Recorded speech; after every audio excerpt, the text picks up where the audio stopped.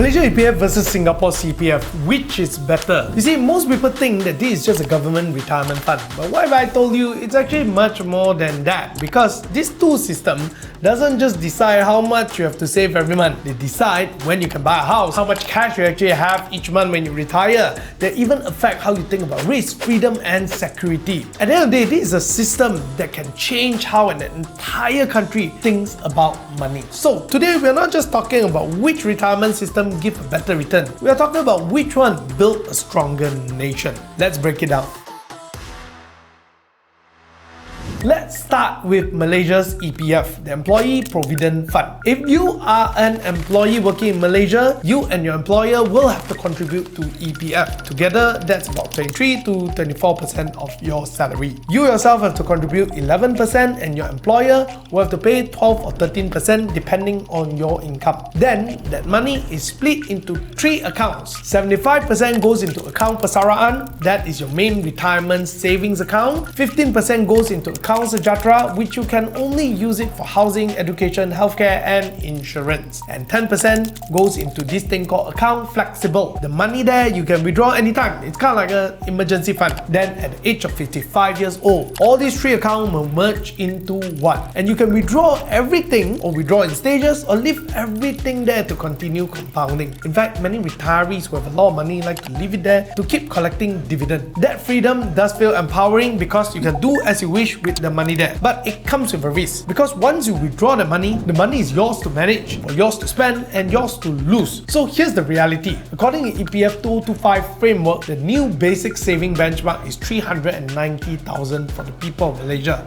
Yet, only 36% of Malaysians reach even 240,000 by age 55. So, the rest of the 64% of people are going to retire with less than 240,000 ringgit. See, more than half of Malaysians under 55-year-old today, their savings is actually below 10,000 ringgit. And the reason is not because EPF did not perform. Actually, the dividends are pretty solid. It's just that this system gives Malaysians a lot more freedom and with it, a lot more responsibility. Well, let's take a look at Singapore's CPF, the Central Provident Fund. Now, if you're under 55-year-old working in Singapore, 37% of the salary goes into CPF, 20% from you and 17% from your employer. And this is then divided into 3 accounts as well, just like Malaysia EPF. But here's where it's different. The first and major account is called Ordinary Account, and this is for housing and investment. Then there's a special account that is used for retirement, and the third account is a MediSave account, which is for healthcare. Now, at age 55, CPF will automatically create something called a retirement account. Then money from your special account will move in it first, up to the full retirement sum, which is in 2025 is about 213,000 Sing dollar. However, if your special account is not enough to come up to that amount, CPF will top up that number from your ordinary account. Then anything left in your ordinary account stays there available for housing or short-term need. Then at the age of 65, CPF Life will kick in. From there, you will get monthly payout as long as you live. And here's the data. In 2024, about 70% of Singaporeans turned 55 managed to meet or exceed their required retirement sum. This means 7 out of 10 Singaporeans enter retirement with enough saving for lifelong income. And it is automatic and it changes their daily life. So if you're a Singaporean, you don't really have to plan when to save or how much. The system will do it all for you. Your take-home pay may feel a little bit smaller today, but you never fear of running out of money when you retire. In contrast to EPF, while EPF gives a lot more control to the members, but their future does depend on our own choices. CPF, a bit more controlling, takes away the choice, but with that, it kind of guarantees this long-term security for the people. So, for the first part, when it comes to retirement, which one do you prefer?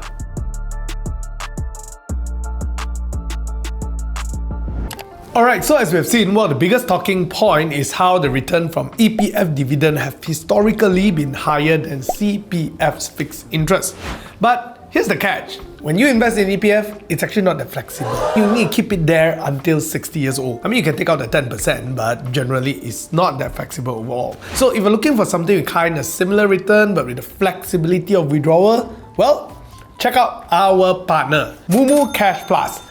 Well, that isn't a replacement for a long-term EPF, but it is a way to get more out of your idle cash.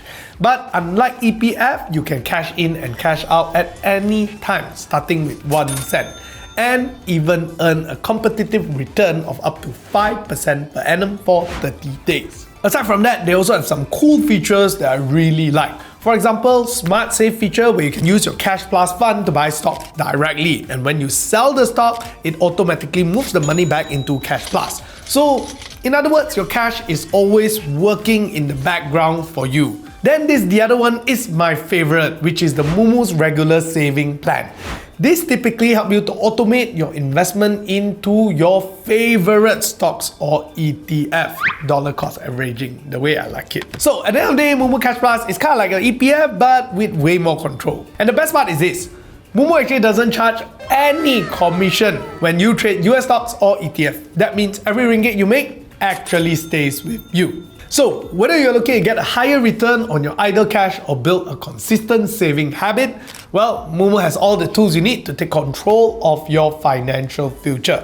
If you're ready to start, click the link in our bio, and when you sign up, do not forget to search Special Deposit and key in our code MMTV40 before your first deposit. That way, you're able to earn an exclusive 40 ringgit per share. More than 1 million people today have already hopped on to Mumu. So what are you waiting for? Now let's get back to our video. Then now let's look at the next part, which is housing. In Singapore, your ordinary account can be used for your down payment and your monthly mortgage. So when couples buy a house, their monthly installment for the house can be automatically deducted from their CPF's ordinary account. So because of that, most Singaporean people, when they buy a house, even in their late 20s, they don't really feel that their cash flow shrink that much relative to Malaysians, because their take-home pay stay about the same, simply because CPF can be quietly paying for the mortgage in the background. And that's why, despite high property prices in Singapore, home ownership in Singapore also stay high. CPF does make home ownership feels much more affordable without the need for extra cash. That is the reason why if you have Singaporean friends, you'll find that after they buy a house, they can still regularly go for holiday like once a year or twice a year, because their actual cash flow is not that much affected most of the time. But with property prices going up so much these days, well, I'm not sure whether is it still the same right now. Why not you Singaporeans who are watching tell us in the comments below? Is it still as affordable?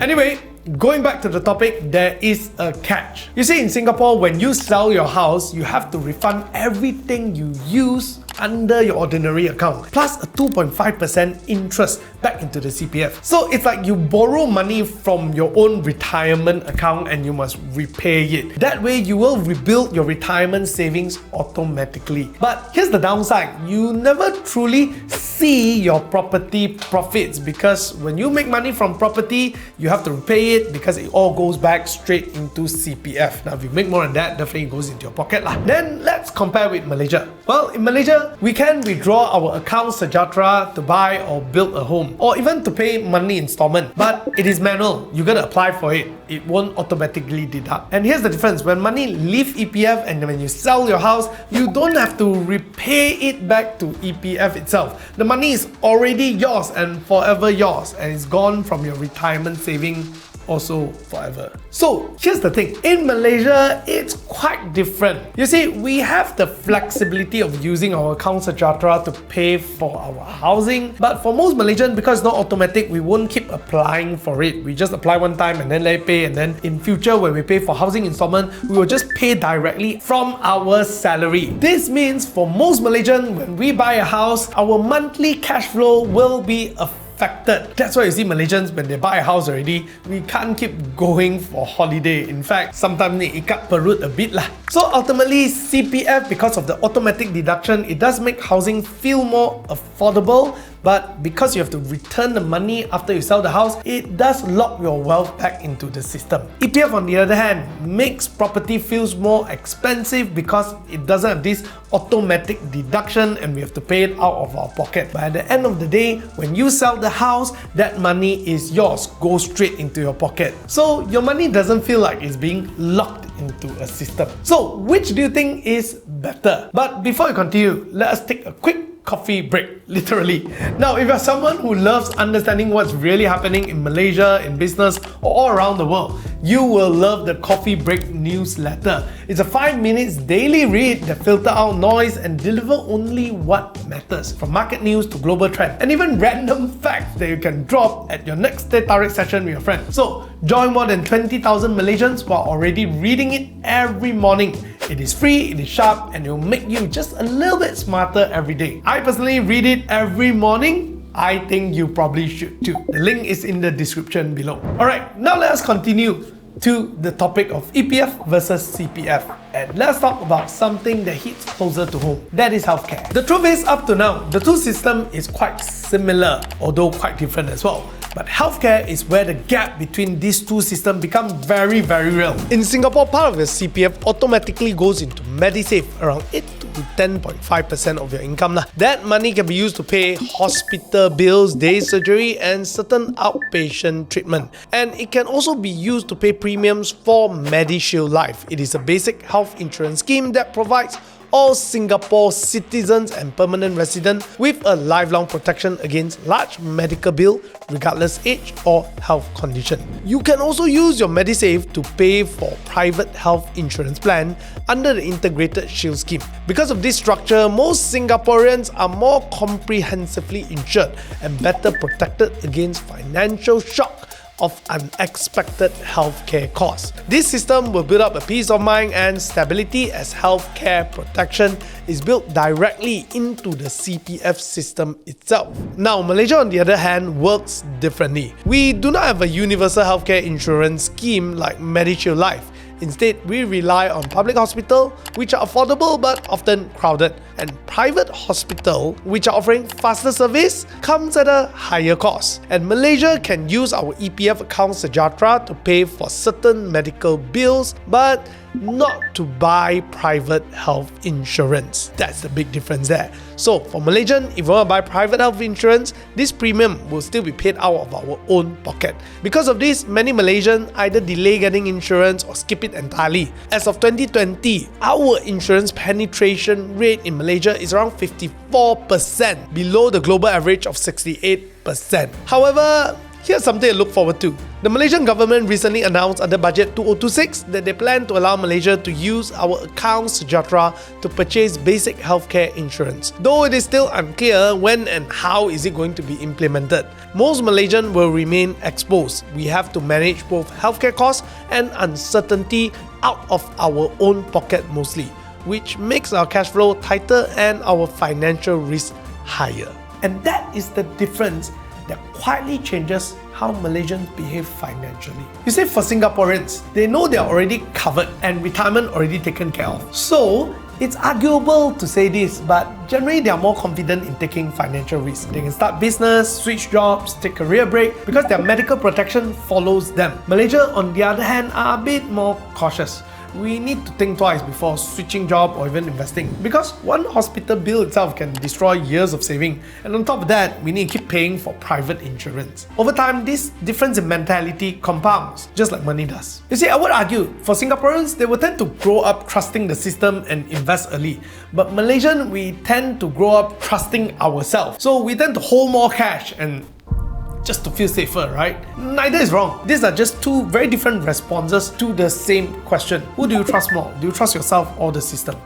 Now, let's talk about how this system also affects employers and workers. In Singapore, CPF contribution apply only up to a salary ceiling of 8,000 Sing dollar a month. So even if someone earns 20,000 Sing dollar, the employer's CPF cost doesn't increase. In other words, it is actually cheaper to hire and retain top professionals in Singapore. On the other hand, in Malaysia, EPF has no ceiling.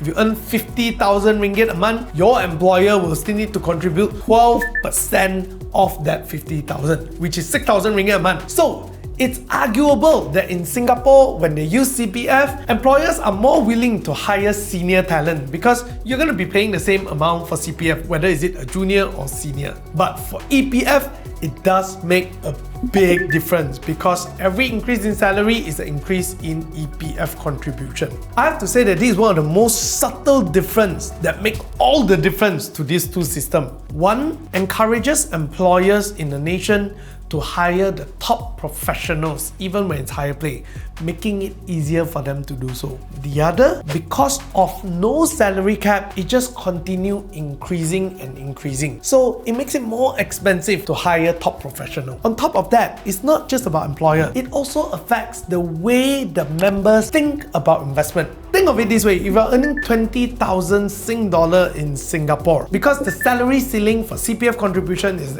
8,000 Sing dollar. This means that after the amount, you don't have to contribute to CPF, which means now you have extra cash. With that extra cash, it means you can either spend it to boost the economy or either you have to invest it yourself. But for Malaysians, because there's no salary cap for EPF contribution, the amount that you earn, you will always pay a fixed amount to EPF saved up there. Now, this means for Malaysians, they can entirely rely on investing via EPF, which give a pretty decent return. This also means that EPF members don't really have to look for investment outside. And I would argue because of that, EPF members tend to not care so much about investment literacy because there's already something ready there, as compared to CPF members in Singapore, where they have to figure out how to invest themselves, exceeding that 8,000 Singapore dollars salary. So what do you think? Do you think this is one of the reasons why many people say that Singaporeans are much more financially literate compared to Malaysians? Because Malaysians have the easy way out? Tell us in the comments below. And in the next part here, let's talk about how these both funds invest and generate return. In Singapore, every dollar that enters the CPF is exchanged for a special Singapore government security, a bond issued by the government. Then the money will flow into GIC, the country's sovereign investment arm. And this fund will then be invested globally into companies, real estate, infrastructure, technology, whatever it is. The profit that they earn will return to the government through a net investment return contribution, which funds about 20% of Singapore's national budget. So when Singapore built new housing estate, MRT line, healthcare subsidy, part of that money is actually contributed by CPF savings return. This whole thing is a tightly coordinated system. Citizens' saving will strengthen the national finances. But what's the trade-off here? CPF member earns a fixed 2.5% to 4%, while the actual investment fund actually earn more. So for some Singaporeans, they will complain that, hey, how come actually the money is earning more, but then you're only giving me so little? If you're Singaporeans watching this, tell us what you really think. On the other hand, Malaysia EPF takes a much more direct approach. The contributions are invested straight into the market, say Malaysia blue chip stocks, global equity and infrastructure. And that is why EPF members often enjoy a 5% to 6.5% dividend annually. But the trade-off is this: Malaysian investment landscape is actually very fragmented. EPF, QA, PNB, Khazanah, LTAT, each manages their money independently with a separate goal, although in the end it's about nation building. It does build a capital market depth, but the national coordination is actually weaker compared to Singapore. So here's the thing, CPF, much more coordinated, it builds national stability and also contributes directly to the nation's growth via budget. EPF, on the other hand, builds the capital markets. So which do you think is better? Now that we've seen the overall comparison of the system and results, the real difference, I would argue, is not just financial, it's also psychological. At the end of the day, CPF trains the people to trust the system, and it builds discipline through automation. Singaporeans save, invest and insure without thinking about it. EPF, on the other hand, trains Malaysians to trust ourselves. It gives us a choice, but it also forces us to face our own discipline and patience. At the end of the day, some would argue that CPF over time produces more stability for the people by creating a long-term plan, but people tend to be dependent on a structure. I mean, what's so bad about that when everything's stable, right? Anyway, EPF, on the other hand, produces adaptability. Citizens who will need to take ownership but tend to also face uneven outcome. You see, at the end of the day, both systems create wealth and they build very different kind of people. So which one is better? Would you prefer a guaranteed structure like Singapore or freedom to build your own version of future like Malaysia? Tell us in the comments below.